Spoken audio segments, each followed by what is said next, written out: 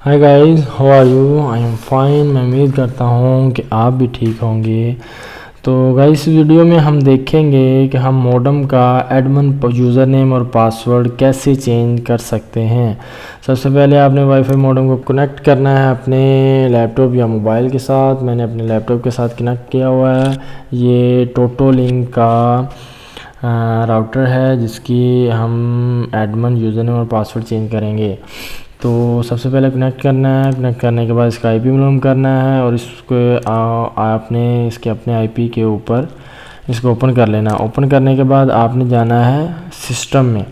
System में जाने के बाद आपने जाना है पासवर्ड एंड सेटिंग में। पासवर्ड एंड सेटिंग के बाद जाने में ये आपका आ गया यूज़र नेम, जो वो पुराना लगा हुआ है। मोस्टली मैंने पहले ही बताया कि इसका मॉडेम का एडमिन ही होता है।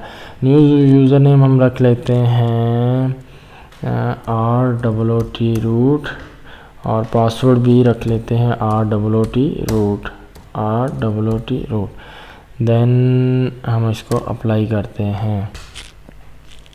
ये देखिए गाइस, ये रिबूट होने के बाद ये दोबारा डिवाइस आई है। तो अब इसको हम लगाते हैं एडमिन जो कि पुराना था एज ए चेक करने के लिए। इसने दे दिया यूज़र नेम एरर। हमने इसका चेंज किया था ROOT रूट। ये देखें, ये ओपन हो गया।